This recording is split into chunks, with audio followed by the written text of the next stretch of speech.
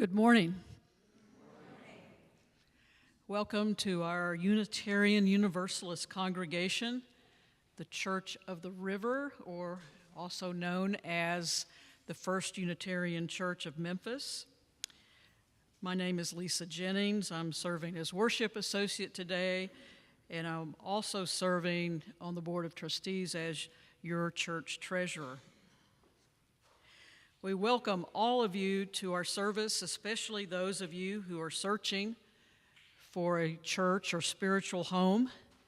Many of us were once too seeking for something larger than ourselves to which we could belong, a sense of rootedness to hold us as we create meaning together. We do that well here, though not perfectly. In this congregation, we strive not for perfection, but for authenticity and connection. We strive for community building.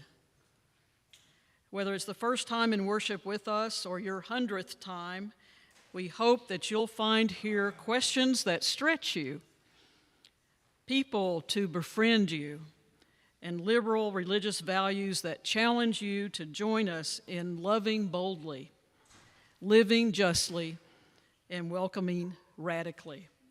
You are welcome here today. We have some soul work materials found on the bookshelf at the rear of the sanctuary. This is for all ages. Please use these resources in support of a calm body and focused mind during our service. If you are new here, we're glad you found us and hope that this community you may experience the warmth and love of this congregation.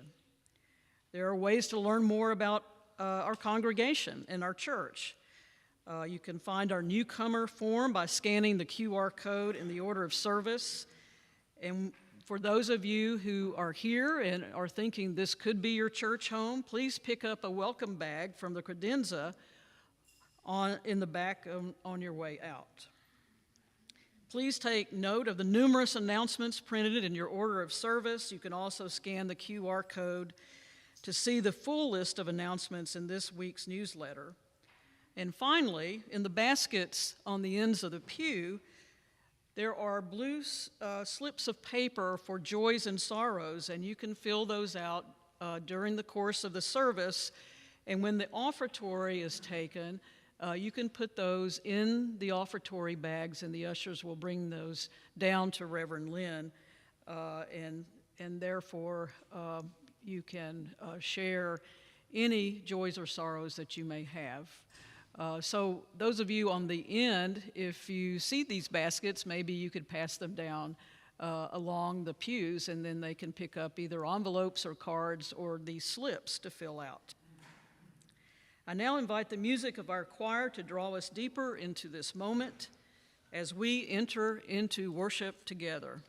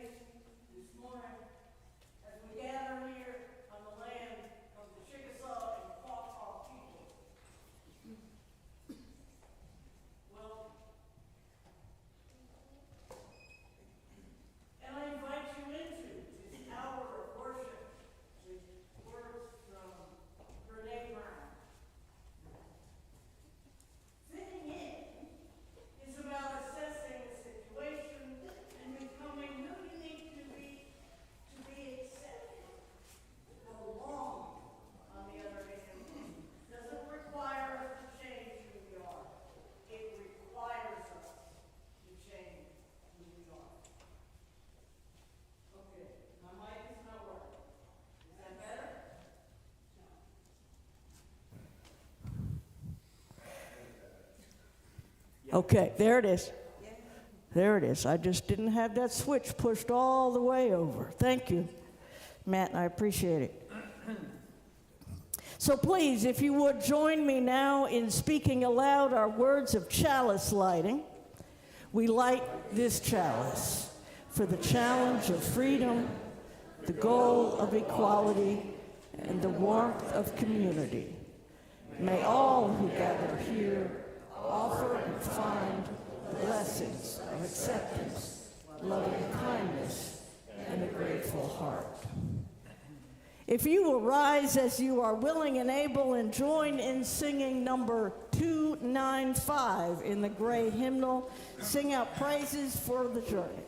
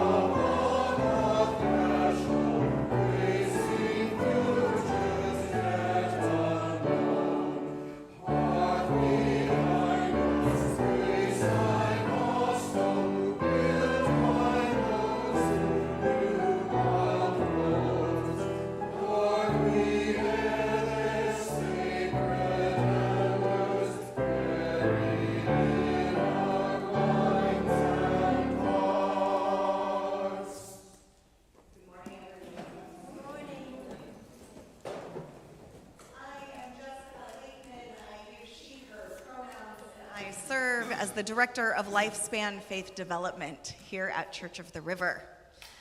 And as Reverend Lynn said, we are celebrating Pride today. Yay! Yes. Pride is a time when we remember that every person deserves to be loved, respected, and welcomed exactly as they are. And one of the things that I love about our congregation is that we're all different. So if you will indulge me for a moment, we're going to see a little bit how different we in fact are. So I'm going to say some things. If it is true for you, all you got to do is raise your hand, okay? Easy enough, right? Yes, this is a participatory thing. Like I'm going to be watching. I want to see hand. Okay, cool. So start off really easy. Raise your hand if you like art. I like art. Each time, do me a favor, especially if you're in the front, look around. Just kind of get a glance of who else. Yeah, okay, cool. All right, now raise your hand if you like science. Science. Ooh. Most of the hands, but not quite all of them. All right, hands down. Raise your hand if you like pizza. Oh, 2 hands. I feel that. All right, now keep your hand up if you like pineapple on your pizza. Oh, proud of it too. Hey friends, I see you. All right, raise your hand if you like ice cream. Okay, yep. Now keep your hand up if you like nuts in your ice cream. Man, that texture, really? Y'all love that. All right, fair. Okay. Raise your hand if you like animals. Animals. Now keep your hands up if you like reptiles, like snakes and lizards. Yeah, a little change. Okay. Raise your hand if you like reading books. Reading books. Yeah. Keep your hand up if you like reading scary books. I'm like halfway. Yeah. I feel you, Atticus. I'm with you, like kind of halfway up. Yeah. Okay.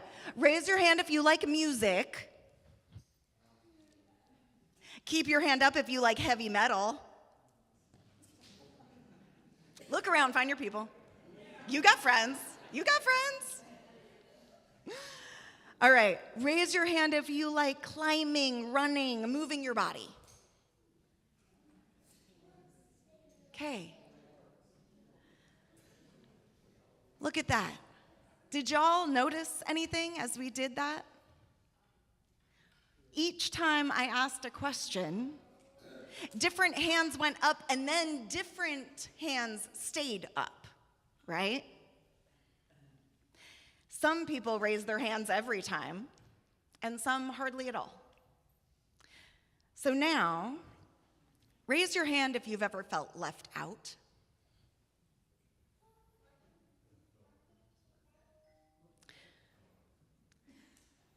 Raise your hand if you've ever wished someone would be your friend.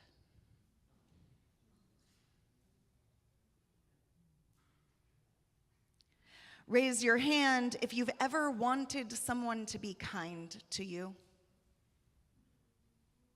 Are y'all looking around?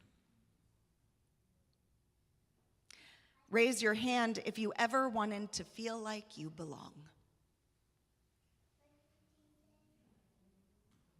Look at that. Those questions, pretty much every hand in the room went up every time. We like different things. We have different tastes, different talents. We come from different families. We look different than one another. We learn differently. We move through the world differently. There are so many ways in which we are unique. But there are some things that all of us share. Everyone wants friends. Everybody wants kindness. Everybody wants the experience of belonging. This is why we celebrate Pride.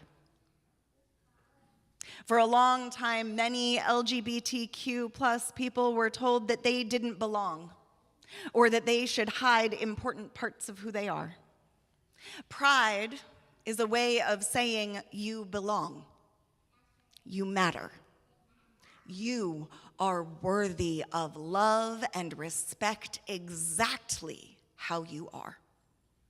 And that is something that our faith believes too. You might notice that this flag has many different colors on it. The original Pride flag was just a rainbow of horizontal stripes. It was created to celebrate the beauty and diversity of the lesbian, gay, bisexual, trans, and queer community. Over time, new colors and stripes were added, including stripes that honor transgender people specifically, and Black and brown members of our community, reminding us that everyone deserves to belong. So now we're going to take a moment to practice a moment of belonging together. I want you to turn to someone near you and tell them, you belong here.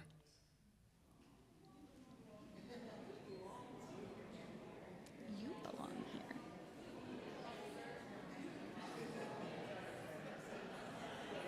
And then, in response, tell them, and remember, you belong here too. So now, as we sing our children out to their activities where we are going to make some pride flags of our own, Grown-ups, if you will raise your blessing hands in the air and repeat after me. Hang on, though, don't repeat this part. Kiddos, we're going to meet in the red room. We can go out the back doors and meet in the red room. All right, now repeat after me, grown-ups. You are beloved. You are sacred. You are powerful. Go in peace.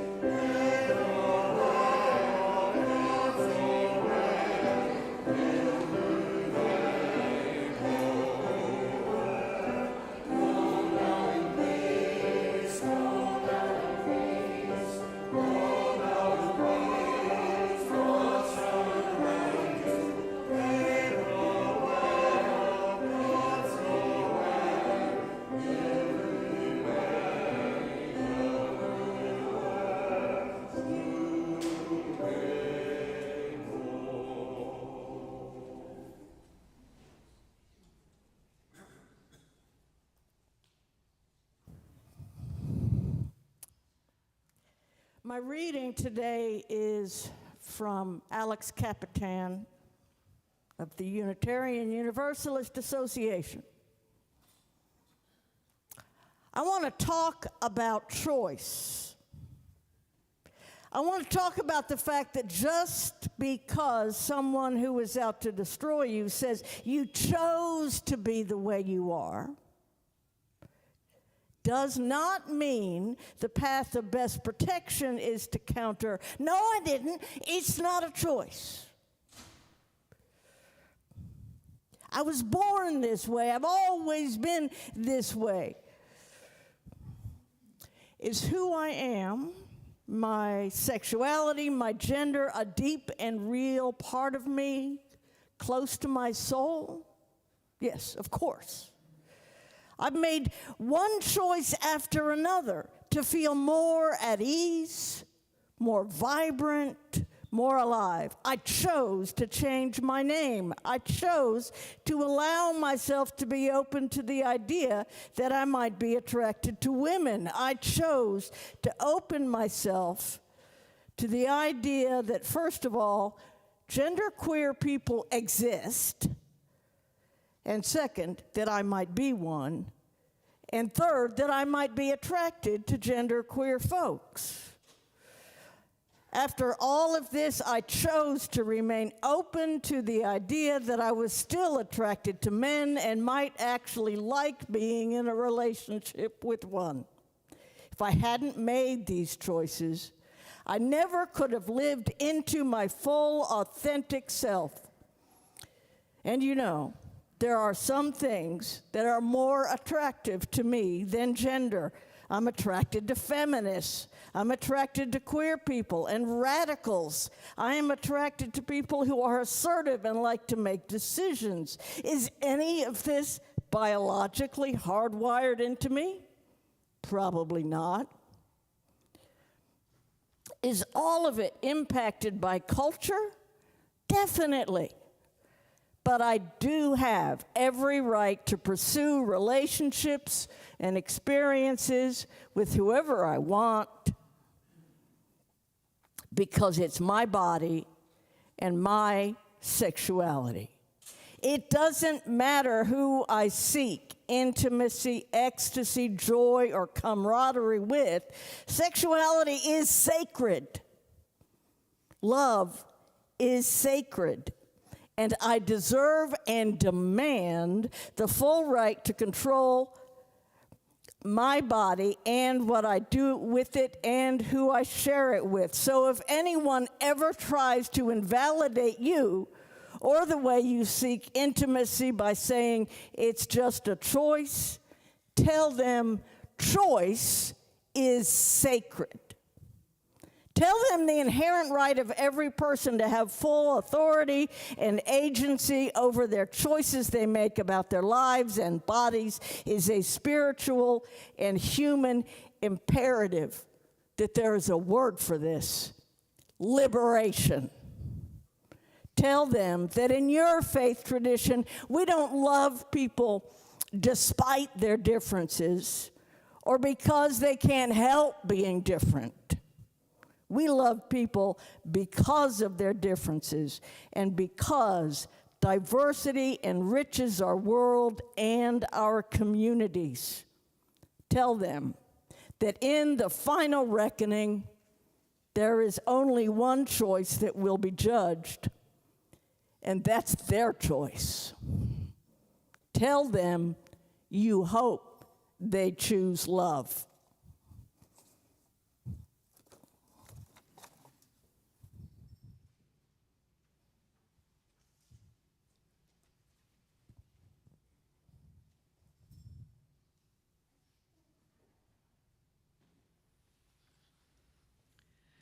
We now take an offering that allows us to exercise that all-important generosity of spirit and to support this church and its many ministries.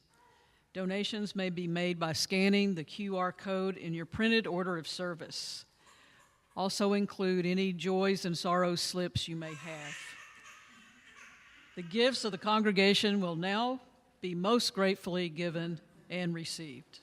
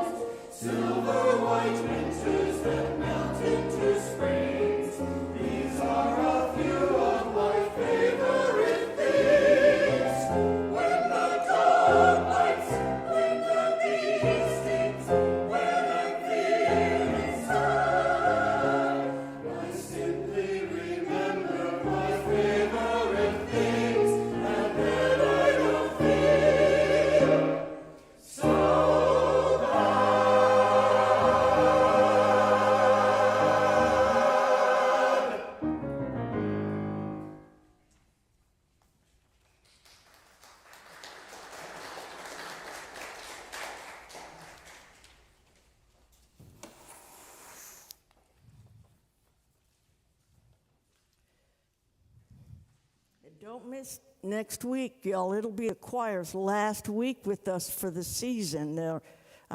We'll still sing in here, but we'll be a little pitiful without their powerful encouragement and support, to say nothing of the magic of their artistry.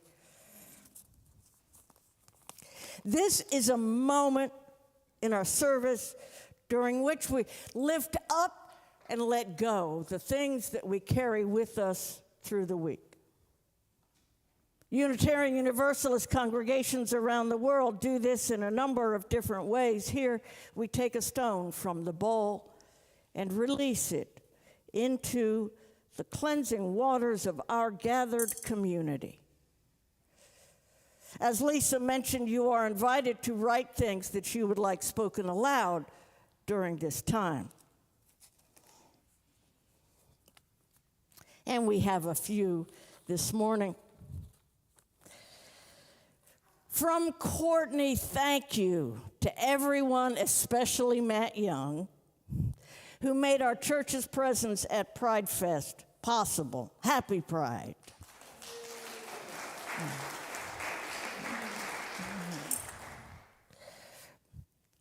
From Laura, grateful for the thousands who shared the joy of Pride yesterday, and those who make my daughter feel welcome. Sad that the state of Tennessee seems to despise us.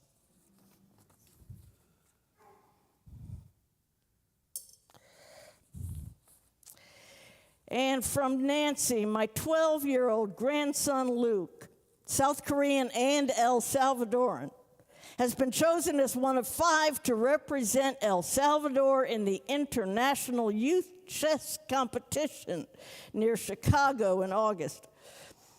And remembering his daddy and my son Andrew on his birthday yesterday.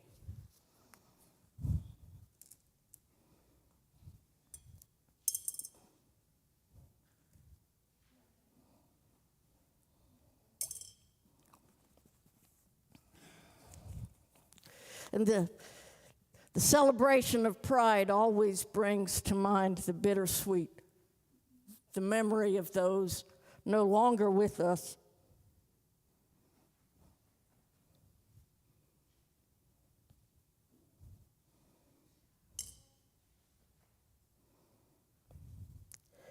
I want to lift up the places in our world that continue to live in the terrific violence of war. In particular, the seemingly forgotten folks in Ukraine, and the ones we overlook too often in Lebanon, and all of the places where military might is used to assert dominance through death.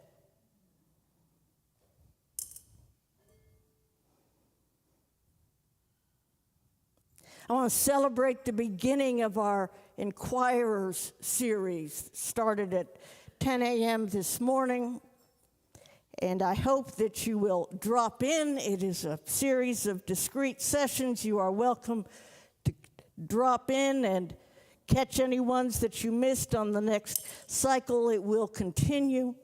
We had a provocative discussion this morning. I'm sorry if you missed it.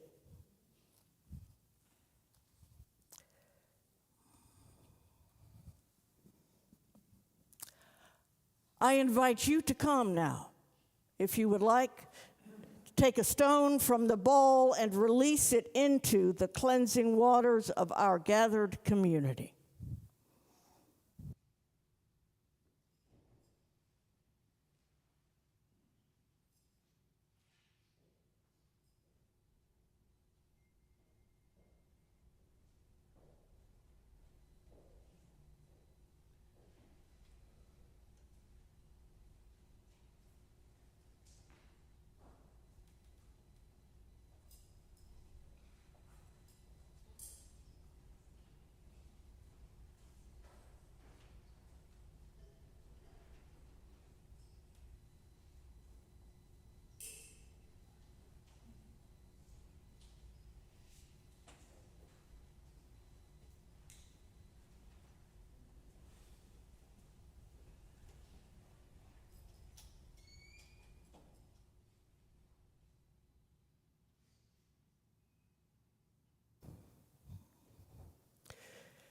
If you're holding something this morning and not ready to come, it would be my great honor to drop a stone on your behalf if you will indicate by raising a hand.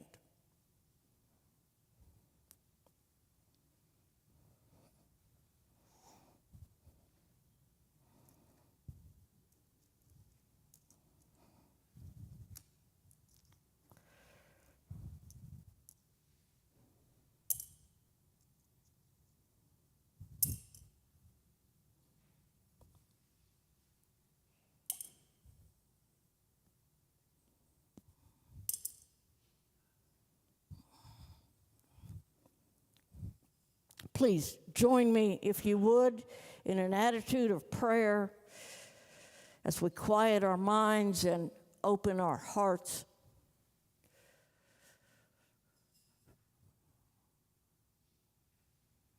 We seek the awareness of the connections among and between us, even when those connections seem so broken. We honor our shared humanity and celebrate our human uniqueness.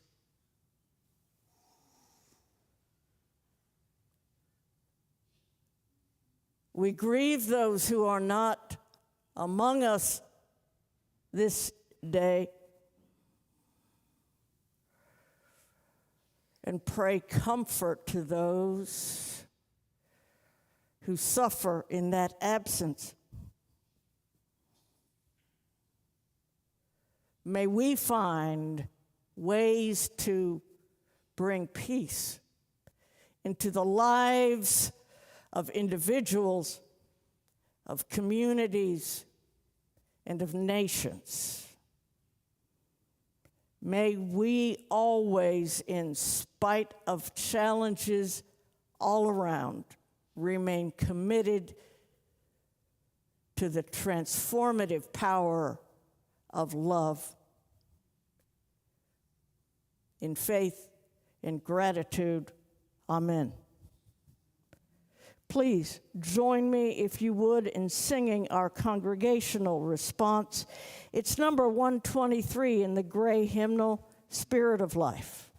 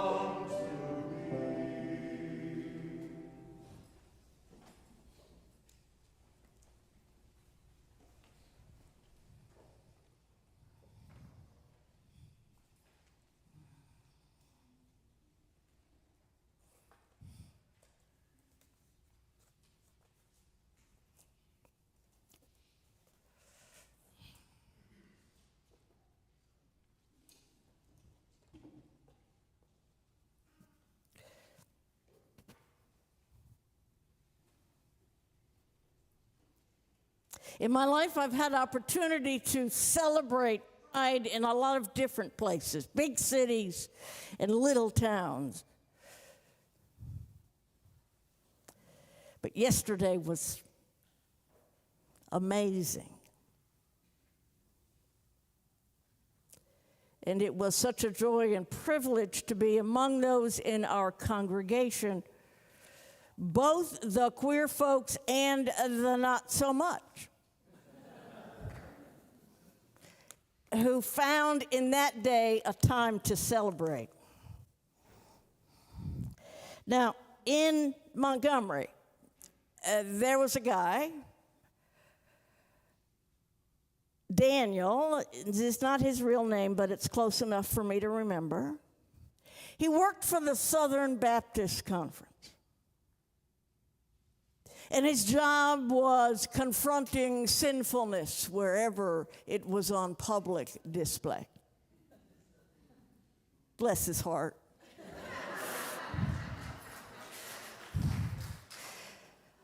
I always knew I'd see him at Pride. He was the guy who would stand at the entrance to the park with the huge placards, the Bible under his arm, sometimes a megaphone, usually a GoPro mounted around his neck so that he could record all of the goings-on.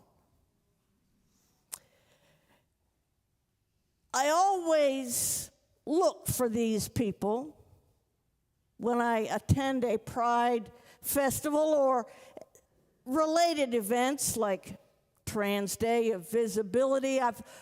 For years, for decades, I've always looked for them, sought them out.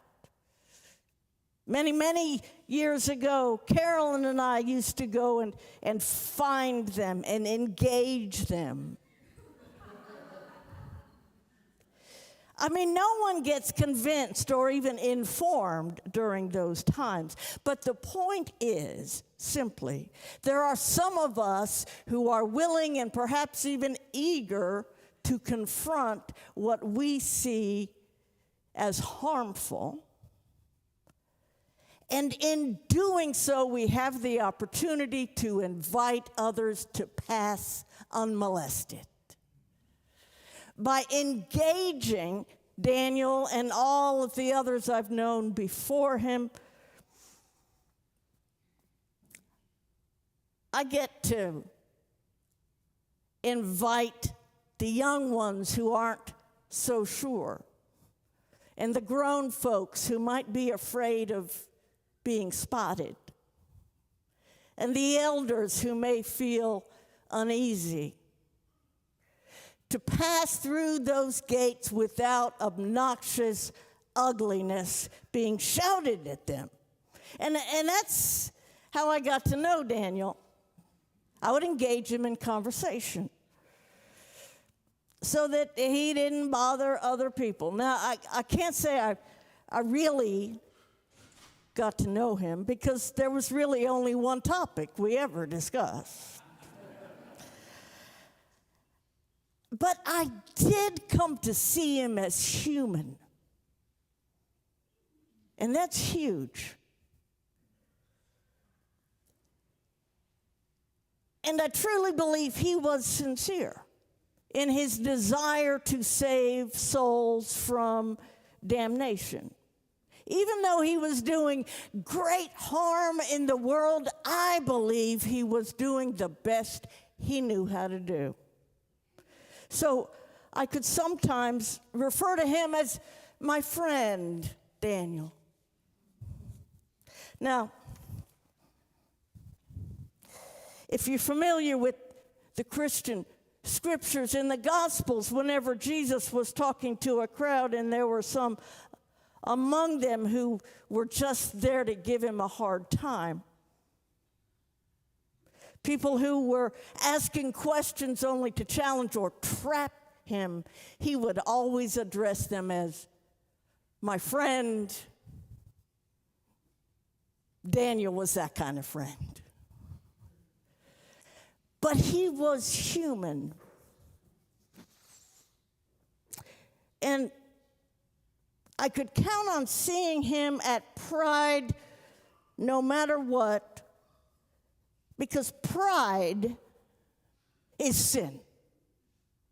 I mean, pride is not only one of the deadly sins on that list, it's also, in Daniel's mind, the root of all sin, because pride is a matter of supplanting God with oneself.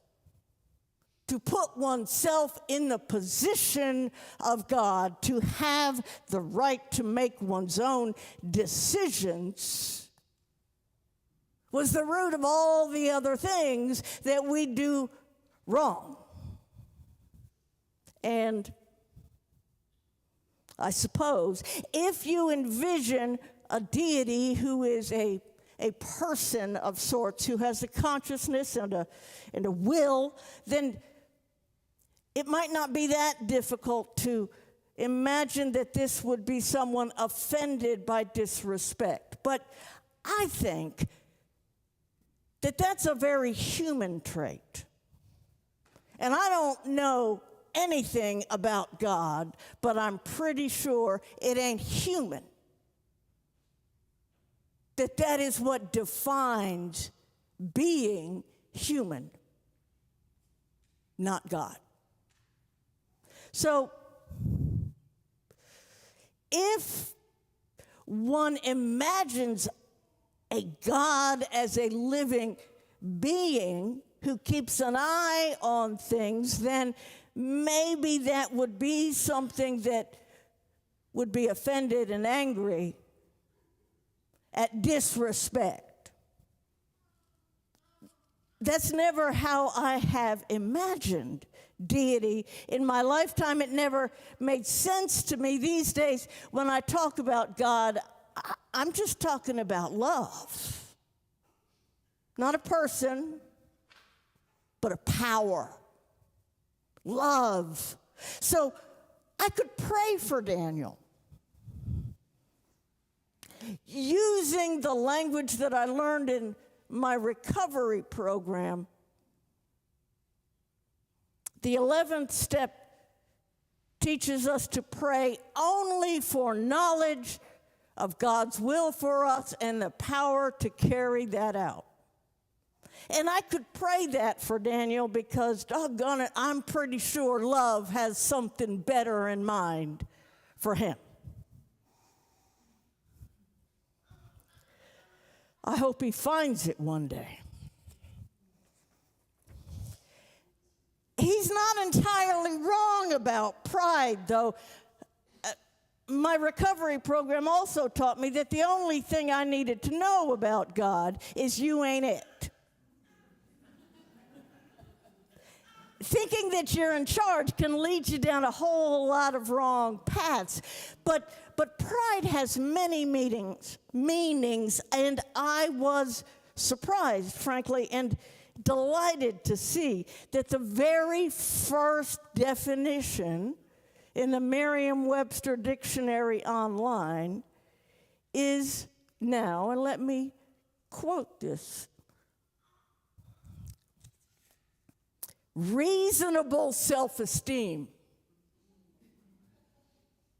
Pride. Self-respect is the first synonym. Pride is the opposite of shame and humiliation. That's all we're talking about here. We live in a world that seems to relish shame and humiliation. An entire industry is built on catching famous people in embarrassing moments. Humans find some awful ways to ease the pain of our own emptiness. You know, you may have seen in the news, Tennessee, Alabama, and other places are trying to recast June. Not Pride Month, but Traditional Family Month. And they all have their own particular language for it, but it all runs along the same line. This is to be a month of exclusion. As I say, humans find some pretty awful ways to ease the pain of our emptiness. Actions like this can engender violence and deepen separation. It endangers vulnerable people. It not only encourages violence against queer folk, It also fosters self-hatred in those who have not yet found their pride. I've lost friends in both of those ways. And the tragic irony is that folks like Daniel don't realize that pride is for them too. Because pride celebrates every single person's freedom to be who they are, inherent worth and dignity. With respect and with joy. Pride, as we say, is not a pie. You don't have less if I get some. Rather, it's like love. The more you have, the more there is.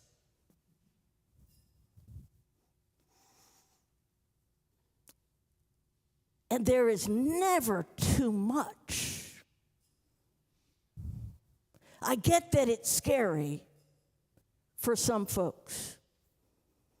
And I grieve for those who are unable to see the possibilities that exist in beloved community.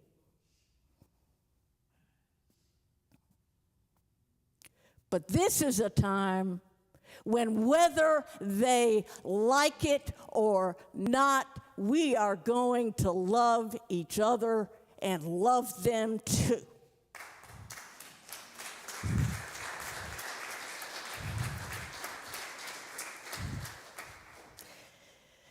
And so now I invite you to join me in singing our closing hymn. This was written by Holly Near on her flight to recognize the murder of Harvey Milk in 1978.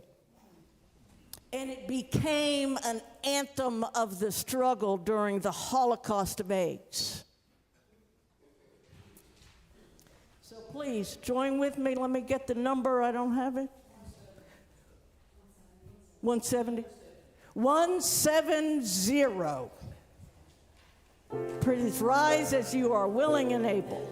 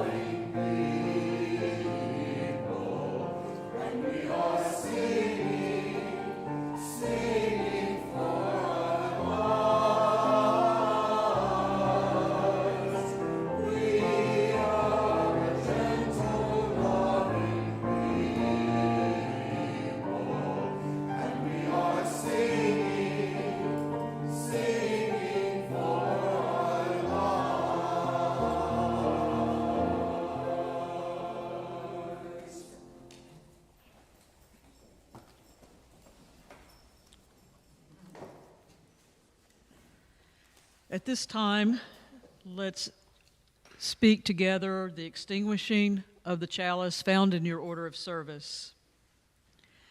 As we extinguish this flame, may the spirit of freedom guide our actions, may equality be our constant pursuit, and may the bonds of community remain strong. May we carry the blessings of acceptance, loving kindness, and a grateful heart with us, that we may offer them to a bruised and hurting world.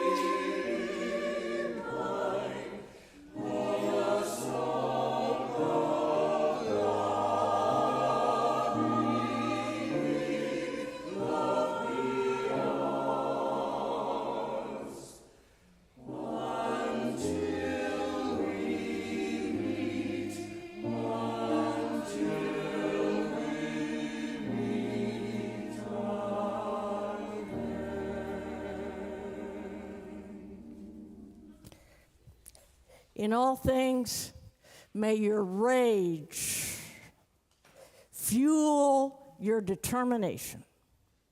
May your frustration amplify your courage.